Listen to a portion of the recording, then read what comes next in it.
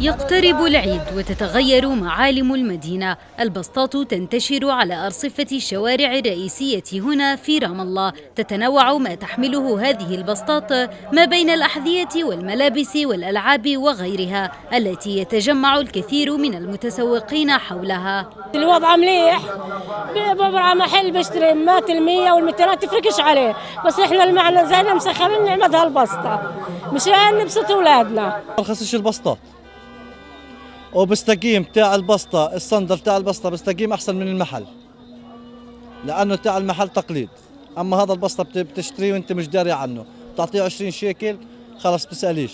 باعة البسطات يؤكدون أن الأسعار الزهيدة التي توفرها بسطاتهم تجذب المواطن في ظل ما نشهده من غلاء وظروف معيشية صعبة. في المحل بتنباع ب100 و200 القطعة، والبسطة ب10 الربطة بتنباع.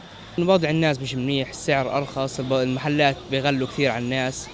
بلدية رام الله تقول إن البسطات بكافة أشكالها مخالفة للقانون، وتؤكد أنها لا تتساهل مع باعة البسطات حتى في فترة الأعياد.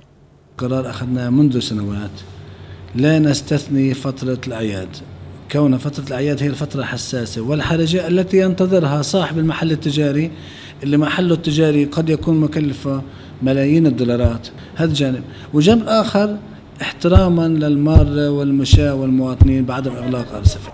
في ظل الظروف الاقتصادية الصعبة التي يعيشها المواطنون، باتت البسطات ورغم منعها من البلديات ملاذا لشريحة كبيرة من المجتمع، حيث تحاول العائلات الحفاظ على تقاليد العيد وبهجته ولو بأبسط الإمكانيات. من مدينة رام الله، وفاء عروري، تلفزيون وطن.